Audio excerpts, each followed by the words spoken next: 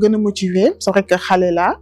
mais il y avait un moment de ma vie boo nga xamante ni voilà quoi je me sentais pas bien on peut dire que ni dafa amoon ay difficultés yu ma doon dund qui étaient un peu personnelles tu vois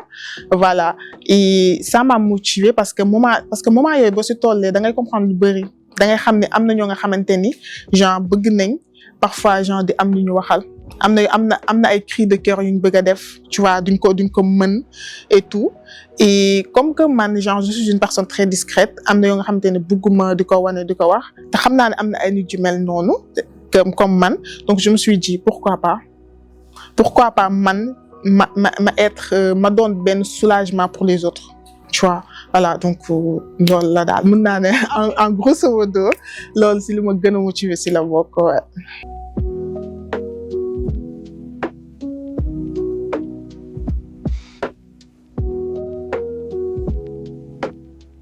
Salaamaaleykum bienvenue chez Miss Mar tey nag diñ leen andil Miss Mar en personne mu war ñu wax mooy kan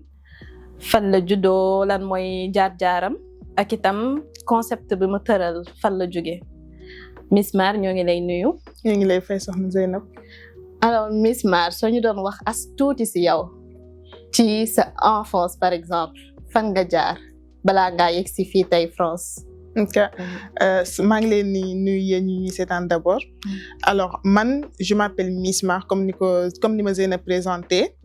et comme ni mu ko waxee Sénégal laa jógee ñëw fii nii et pour juste être bref ci sama parcours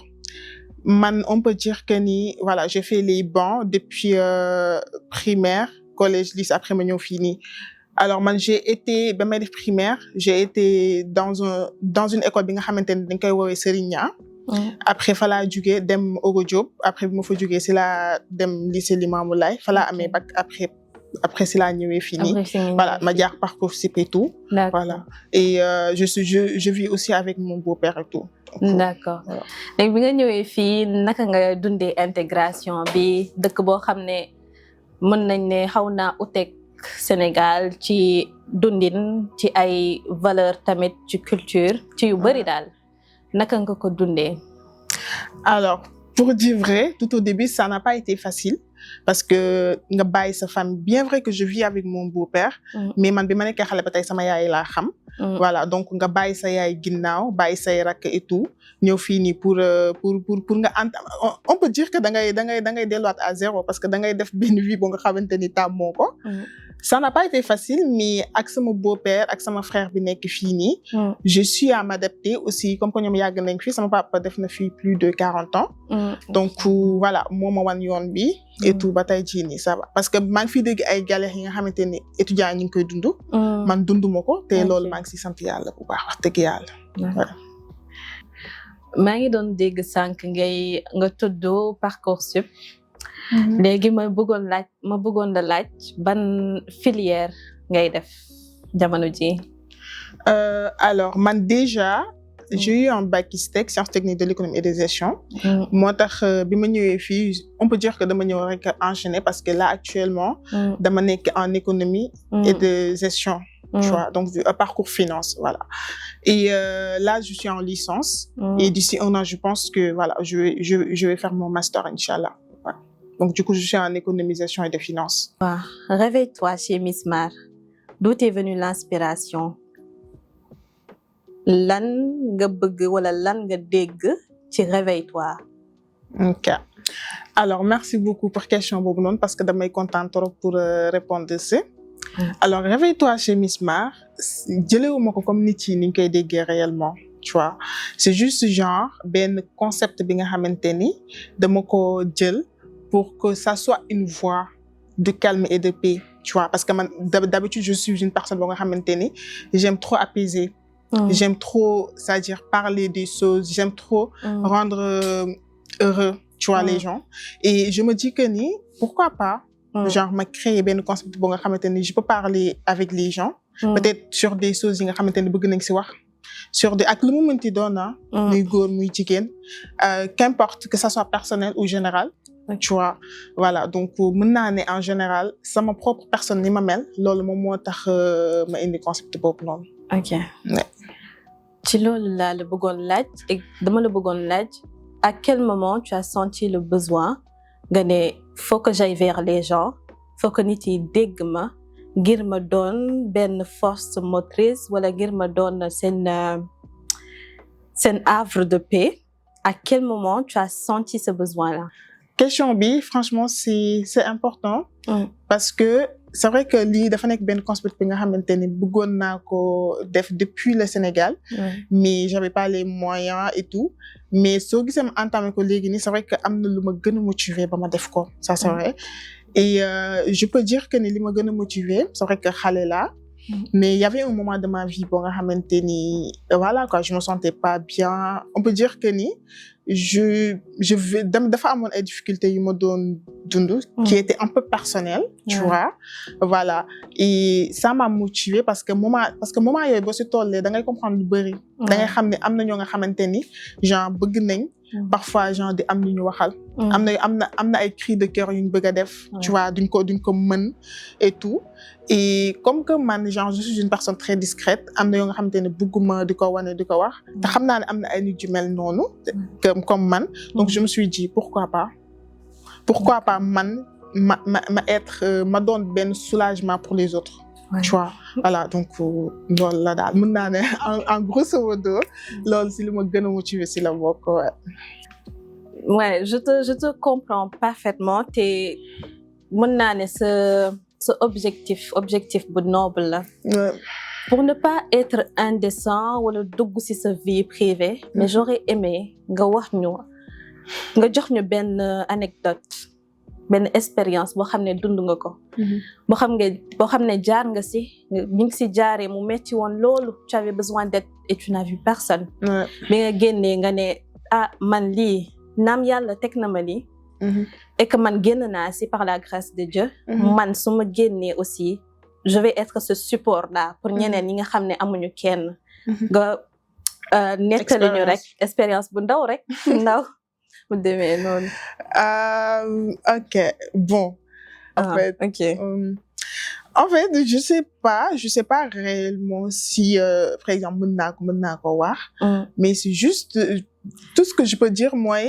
c'était un moment où boo nga xamante ni amoon na par exemple tu sais que ñun je pense que ça a été le cas pour tout le monde. Ouais. Bu ñuy ñëw fii ça n'a pas été facile. Je sais pas si parce que tu m'as dit tantôt que tu étais avec ton grand-père. Mon beau-père. Ton beau-père autant pour moi. Ouais. Du coup ça n'a pas été facile l'intégration. Par rapport au logement, par rapport à qui se confier, par rapport parfois dañu doon feebar duñu gis kenn on était seul. Je sais pas si tu as vécu ça. Tu as vécu ça? Non, moi par contre j'ai pas vécu ça parce que man je vis avec mon beau-père. Je te comprends parfaitement. Et j'ai compris que en fait damay naan ce objectif dafa noble. Maintenant dama lay laaj exemple wala expérience bu ndaw rek ngir nit yi mën a gis seen bopp ci yow ngir nit yi mën a gis nga doon ab miroir pour ñoom benn expérience bu ndaw li la nga expliquer li la yëkkati réellement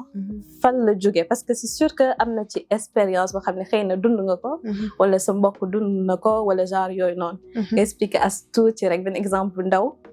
ci lan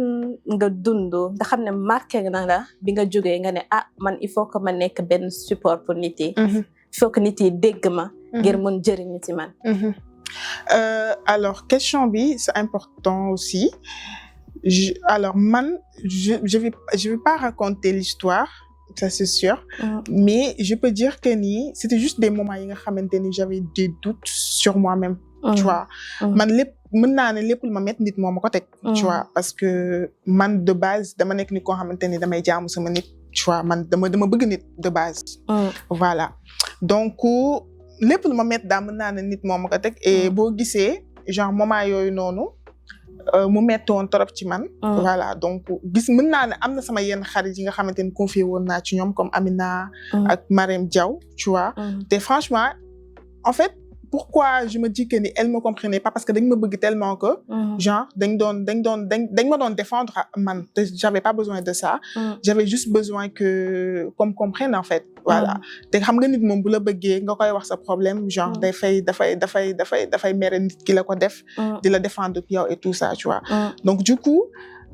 incompréhension boobu noonu ma amoon si nit yi et tout après man si laa comprendre tu vois. Voilà après si laa xam ni que ni y a beaucoup de gens yi nga xamante ni en fait dañuy bëgg di toog pour ñu leen ñu comprendre mais malheureusement genre amuñu ko. Tu vois amuñu ko te comme que man genre je suis une personne boo nga xamante ni je suis toujours à l'écoute. Tu vois man dama bëgg même sax mu nekk étranger man quand je vois une personne qui va pas bien man je le sens. Tu vois c'est naturel tu vois. Et voilà après je me suis dit comme que man nit boobu la et que mën naa xam loolu mais pourquoi pas genre voilà. Et aussi émission bi c'est pas quelque chose boo xam ça sera juste personnel. On va aussi parler des thèmes tout ce que vous voulez et tout mais si par exemple quelqu'un veut faire des cris de cœur. ak lu mu munti doon mën na ñëw vers man daal quoi. Voilà. Okay. En tout cas, on te souhaite plein de succès ci concept bi. Amiin amiin. Parce que yaakaar naa ne dina jàppale ñi nga xam ne wéet nañ. amuñu ku ñu waxal. amuñu ku leen gindi. amuñu ku ñu diis seen soxla. Donc si toi tu peux à distance quoique day nekk à distance mais au moins ñu yëg la seen xol seen wet. yaakaar naa ne dina am solo. pour baax a baax. parce que faits divers yi bëri nañ fi. chaque jour ñoo ngi dégg lu bëri ci ay mais noonu. Donc si toi tu te présentes tu te portes volontaire comme étant ce support là kon din lay ñaanal rek. léegi li ma lay laaj mooy yan invité lañu mën a xaar ci sa émission bi. Merci beaucoup pour la question Sokhna Zeynab. Alors pour affaire invité yi moom fii moom on peut dire que ni c'est des débats vraiment ouverts xam nga nit yi moom ku nekk ak ni nga mel ku nekk ak image bi ngay refléter et tout donc juste que dañuy bëgg juste di xam expérience nit yi ni ñu dundee fii nii et tout pour que ñeneen ñi nga xamante ne amaana ñu ngi soog a yegg si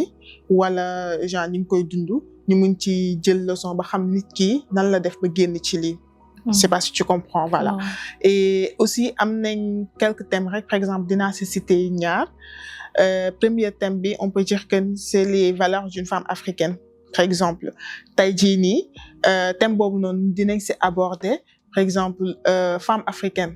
ñun ñu yaree ñun xam nañ ñun suñu parents yi nu ñu yaree et tout nan lañ mën a def ba bu ñu ñëwee ci dëkk bii nii maanaam valeurs yooyu noonu duñ ko briser. Voilà ak lu mu metti nan lañ mën a def genre ba xam ba gën a xam suñu bopp daal voilà. Et beneen thème bi mi ngi nekk aussi le mariage en tant qu'immigré. Voilà boobu aussi xam naa ni peut-être dinañ ci invité ñi nga xamante ni voilà ils sont ou elles sont mariés parce que fii aussi dina am ay góor ak ay jigéen qu'importe voilà aussi ñu wax ñu mariage immigré fii nu mu demee xam ni dëkk bi nu mu mettee et tout aussi pour gën a ñaax suñu mbokk soxna yi ñu jàppale seen borom kër yi parce que dëkk bi yombul. ñun loolu ñëpp xam nañ ko. Voilà fii daal débat ouvert la. Et voilà expérience nit yi lañ bëgg a xam pour jàppale ñi nga xamante ni ñu ngi koy dund wala ñu ngi soog a ñëw voilà. Alors amoon na solo loolu Miss Mar kon dinañ la teewlu ci yeneen épisode inchallah ak suñu invité yi. Inchallah. Alors ce mot de la fin nan lay doon. Alors ce mot de la fin lenn kese la mooy ayez confiance en vous. Dëkk bi metti na c'est vrai et que fii ku ci nekk am nga loo fi dund mais jusque su ñëwee en fait moment yooyu noonu bu ñëwee xamal sa bopp aussi nga xam fi nga jóge xam ne dafa am ñoo bàyyi ginnaaw aussi ngeen di tànn ñi ngeen di àndal parce que on peut dire que ni dëkk bi mi ngi noonu daal demee na nii te aussi am na ñoo am ñooñu fi jiitu ñooñu ëpp bopp donc ngeen xool bu baax a baax ñi ngeen di fréquenter et voilà dina leen mën a dimbali si lu bëri aussi ngeen di génnee du nekk seeni xol yi balaa ngeen di wéet def ay bêtises voilà. Et toi c'est Miss Mar. Bye.